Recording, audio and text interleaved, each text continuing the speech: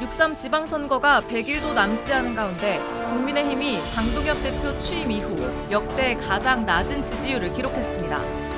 여론조사 기관 엠브레인 퍼블릭과 K스탯 리서치, 코리아 리서치, 한국 리서치가 지난 23일에서 25일 만 18세 이상 1,002명을 대상으로 조사해 오늘 공개한 전국 지표조사 결과 정당 지지도 조사에서 국민의힘은 17%로 앞선 조사보다 5%포인트 하락했습니다. 반면 더불어민주당은 4%포인트 올라 45%를 기록했습니다.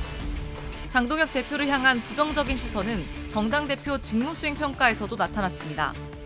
장 대표가 매우 잘 못하고 있다는 39%, 잘 못하는 편이다는 23%로 조사됐습니다. 정청래 민주당 대표는 긍정평가 43%, 부정평가 42%였습니다. 이재명 대통령 지지율은 취임 이후 최고치를 기록했습니다. 이 대통령의 국정운영 긍정평가는 67%로 집계됐습니다. 부정평가는 25%로 지난 조사보다 5%포인트 떨어졌습니다. 친명, 친청 갈등이 있습니다만 이재명 대통령 국정수행에 대한 지지율은 보시는 것처럼 초록색 그래프입니다. 4주 연속 상승하고 있습니다. 58.2%, 60%에 육박했다 이런 언론 평가가 나오고 있습니다. 리얼미터는요, 코스피 상승세 그리고 다주택자 규제 발언 등이 효과를 봤다고 분석을 하고 있습니다. 앞서 말씀하신 연일 SNS에 글을 올리고 있는 것, 또 개미 투자자의 영웅이 됐다라는 외신의 평가도 있던데 그런 것들이 지금 당내에서의 어떤 지지세 갈등과는 달리 대통령에 대해서는 조금 반영이 잘 되고 있는 것 같아요. 대개 평균 한 60% 정도의 지지를 얻은 것은 사실은 거의 없다는 거예요. 과거에 이제 문재인 대통령이 지방선거 앞두고 남북 정상회담 했을 때 그때 이제 확 올라갔던 적이 있고 YS가 김영삼 전 대통령이 그때 막 숙청, 그러니까 예를 들면 그 개혁 작업 막 벌일 때 있잖아요. 예.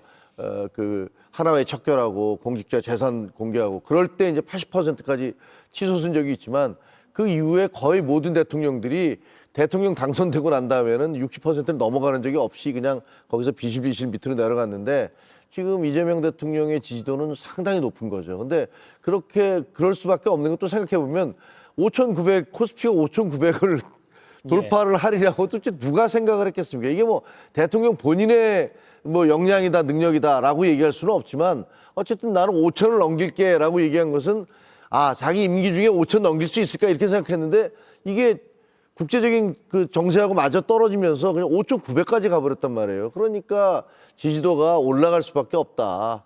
그런 생각이 들더라고요. 당장 그 여론조사 업체 전화를 받으신 분 중에 주식 투자하는 분들은 다 긍정평가를 눌렀을 수도 있을 것 같습니다. 저는 어쨌든 대통령의 효능감이라는 걸 보여주고 있다고 봐요. 예. 그러니까 이재명 대통령이 지지율 때문에 SNS를 자꾸 하고 주가를 부양시키고 이렇게 하는 것이 아니라 지금 꼭 필요한 일들이잖아요. 부동산에 거의 70% 이상 몰려있는 국민의 자산을 이렇게 좀 포트폴리오를 좀 다시 해가지고요. 그렇죠. 머니무브 시켜서 자금 이동시키고 경제에 좀 이렇게 쏟아부을 수 있도록 하고 국민의 노후 자산도 좀 이렇게 안정화시키겠다라고 하는 장기 어떤 플랜 중에 하나가 이건데 이게 지금 맞아 떨어져 가고 있는 거고요. 동시에 이제 부동산 문제, 부동산에 자꾸 이렇게 자산을 가다 놓는 것이 당신에게도 좋지 않고 그리고 이게 자꾸 올라갈 거예요. 세금이 올라갈 거예요. 그리고 이게 여러 가지 더 규제가 더 강화될 거예요. 그러니까 많이 가지고 계신 분들 파세요. 그래야 매물이 나오죠. 이렇게 했는데 반응들이 있단 말이에요. 이걸 지켜보는 국민들이 당장 내가 장동혁 대표를 그 옆에서 막 약 올리잖아요. 그래 그러면 집 가진 사람은 다 범죄자냐 이렇게 얘기하면서 그거를 투덜투덜하는 거는 국민들이 볼 때는 그건 말이 안 돼요. 그러니까 비상식적인 상황을 상식적으로 좀 정상화시키려고 하는 노력을 하고 있는 안간힘을 쓰고 있는 대통령과 거기에 미주알 거주알 이렇게 좀 근거 없이 감성적으로만 접근하고 시골에 있는 우리 노모가 빨리 죽어야 되겠다고 얘기하시는데 이렇게 얘기하는 거하고는 전혀 이제 차원이 다른 거거든요. 예. 저는 그래서 아까 이재명 대통령의 그 지지율을 높이고 민주당의 선거 승리를 이렇게 뒷받침해주고 있는 건 장동혁이라고 하는 엑스맨이 활동하고 있기 때문에도 있을 수 있는 일이다라고 저는 생각을 해요.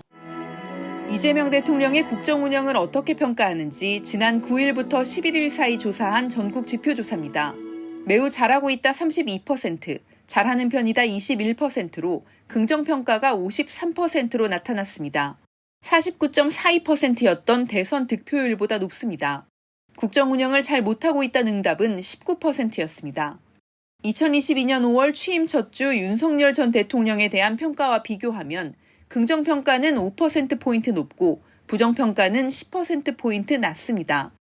응답자들이 새 정부가 가장 우선 추진해야 할 과제로 민생경제 안정과 내수 회복을 꼽은 만큼 이 대통령이 취임 첫날부터 비상경제 TF를 소집하면서 연일 경제 행보를 이어가는 모습이 긍정적으로 비쳤을 걸로 보입니다. 이 대통령은 기재부 1차관을 지낸 김용범 정책실장, 사선 국회의원 출신 우상호 정무수석 등을 임명하며 인사에서도 경제를 우선하고 통합을 강조하고 있습니다. 이런 인사들에 대해 57%가 잘했다, 23%는 잘못했다고 답했습니다. 정당 지지도 조사에서 더불어민주당 지지도가 대선 전이었던 지난 5월 22일에 비해 5%포인트 오른 45%로 나타났습니다. 국민의힘은 8%포인트 떨어진 23%를 얻었습니다. 두 정당의 지지도는 거의 배 가까이 차이가 나는데 최근 4달 사이 가장 크게 벌어졌습니다. 정말 국민들께 죄송스럽게도 23% 정도의 정당 지지율을 받았습니다. 과거의 잘못을 반성하고 변화하는 그 길이 국민들께 사랑받고 또 향후에 대한정당으로서의 역할을 할 수 있는 길이라고 생각합니다. JTBC 강버들입니다. 선거운동을 할 때와 똑같은 마음으로 초심을 잃지 않고 앞으로도 제 역할과 직책을 정직하게 수행하도록 하겠습니다. 2022년 대선에서 득표율 0.73%포인트 차이로 당선된 윤석열 대통령.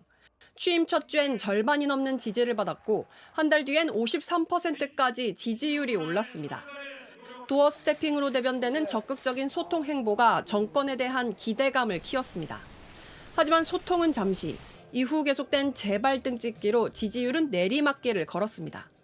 2022년 9월 미국 순방에서 불거진 비속어 논란으로 지지율은 24%까지 떨어졌습니다. 30%대로 잠시 회복됐던 지지율은 지난해 10월 서울 강서구청장 보궐선거에서 다시 직격탄을 맞았습니다. 김태우 후보를 무리하게 사면한 후 밀어붙였다가 결국 보궐선거에 참패한 겁니다. 올해 3월 최상병 이슈의 상징적 인물인 이종섭 전 국방장관의 호주 대사 임명은 총선 패배로 이어졌고 지지율은 23%까지 떨어졌습니다. 일방적인 의대생 2,000명 증원 발표는 의료 서비스 장기 공백으로 이어져 민심을 더욱 돌아서게 만들었고 김건희 여사의 명품 가방 수수 논란은 여기에 불을 지폈습니다. 지난 8월 말 검찰이 김 여사의 명품 가방 수수 의혹에 대해 무혐의 처분을 내렸고 야권 공세는 더 거세졌습니다. 김 여사의 공천 개입 의혹까지 불거졌고 정치 브로커 명태균 씨의 말이 언론에 보도된 직후인 10월 5째 주엔 지지율 20%마저 무너졌습니다. 계엄 직후 16%였던 지지율은 지난주 현 정부 출범 이후 최저인 11%까지 내려앉았습니다. 윤 대통령이 대국민 담화에서 조기 하야를 거부하고 마지막까지 맞서겠다고 밝힌 만큼 지지율은 더 하락할 가능성이 큽니다. JTBC 정아람입니다.